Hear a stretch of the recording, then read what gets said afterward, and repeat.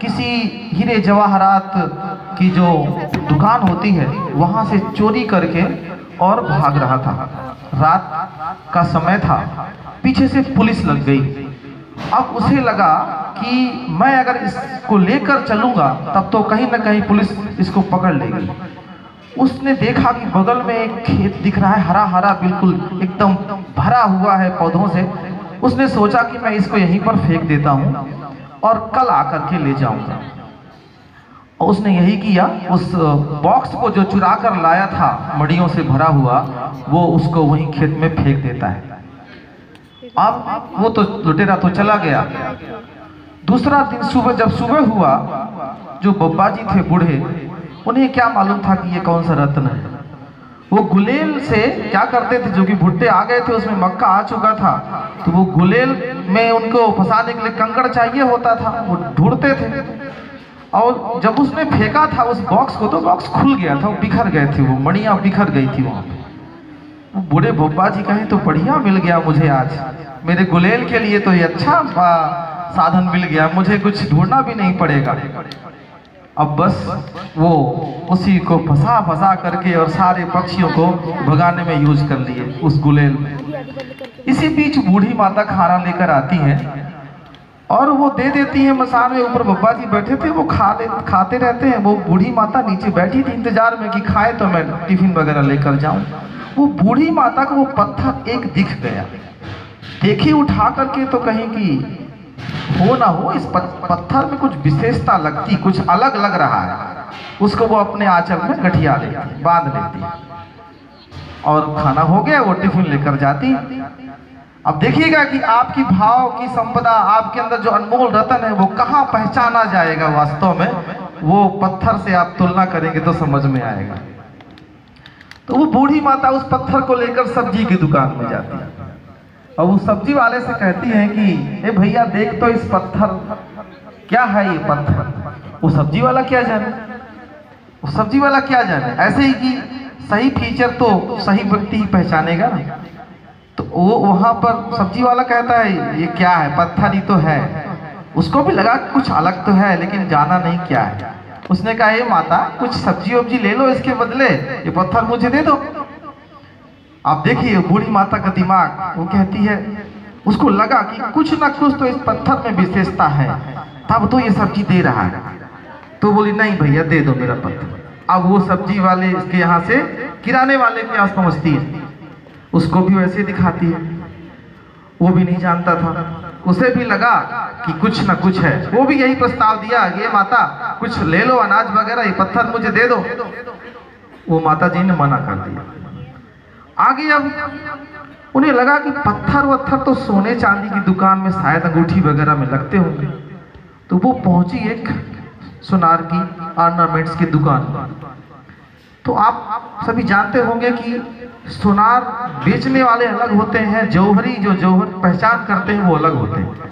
तो जो दुकानदार था उसने देखा उस पत्थर को, उसने कहा ये माता ये पत्थर कुछ तो है, अच्छा है, तो इसको 1500 ले लो, पत्थर मुझे दे दो। वहीं पीछे जौहरी खड़ा हुआ था, उसी दुकान में जौहरी रहते हैं ना भाई साइड में। वो जौहरी देखा उस पत्थर को, पहचान लिया कि ये तो रत्न है, ये रत्न है, ये तो बड़ा बेशकीमती है। इसी तरह हम सभी टीचर्स को चाहिए कि हम बच्चों को पहचानें। अब वो जौहरी क्या कहता है, माता जी को साइड में चुपके से बुलाते हैं, माता आओ मेरे साथ, थोड़ा सा इशारा करता है और माता जी को बाहर बुला लेता है। वो कहता है माता ये पत्थर मैं तुम्हें, इस पत्थर के बदले, ये पत्थर मुझे दे दो, इस पत्थर के बदले मैं तुम्हें अपना पूरा बना बनाया घर, 2 मंजिल का घर, सारे साधनों से संपन्न तुम्हें दे रहा हूं। अब बूढ़ी माता की बुद्धि ठनकी कि अरे इतना कीमती है ये पत्थर, इतना बेशकीमती है। और वो कहती है कि क्या बात कर रहे हो, झूठ तो नहीं बोल रहे हो। तो बूढ़ी माता कहती है कि वो जौहरी कहता है कि चलो मेरे साथ, मैं पूरे कागज के साथ तुम्हें देता हूँ, जल्दी चलो। क्योंकि जौहरी को लग रहा था कि कहीं दूसरा जौहरी ना आ जाए मेरे से बड़ा, नहीं तो ये इसको और उससे ज्यादा दे सकता है। अब वो हुआ वही, पूरा उसने तुरंत फटाफट कागज तैयार कर दिया और उसको घर दे दिया उस पत्थर के बदले। और पूछा कि ये पत्थर तुम्हें कहाँ से मिला है माते। तो वो बताती हैं कि हमको खेत से मिला था। वो जौहरी समझ जाता है कि ये पत्थर जहां भी रहा होगा एक नहीं होगा, कहीं ना कहीं और होंगे। अब यहाँ वो बूढ़ी माता घर देखने लगती है और जौहरी वहां से एक पत्थर लेता है और तुरंत लड़कों को लेकर जाता है, सारे खेत में जहां जहां पड़े थे सब बिनवा लेता है।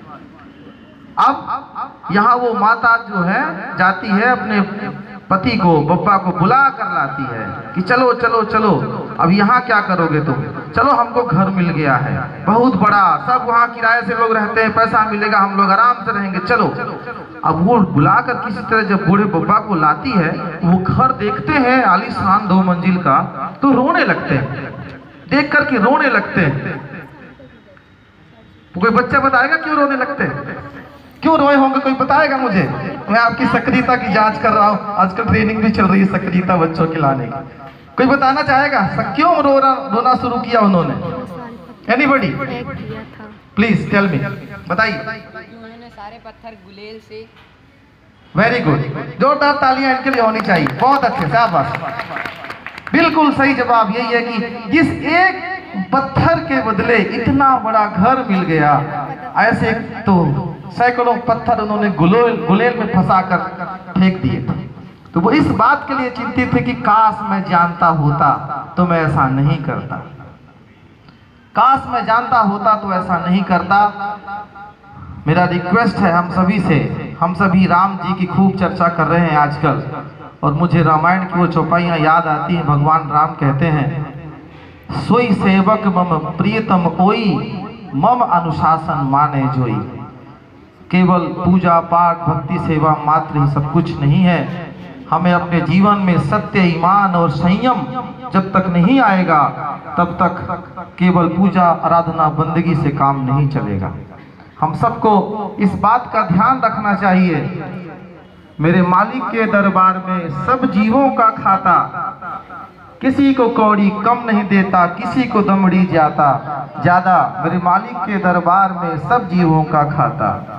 अच्छी करनी करिए भैया, कर्म न करिए।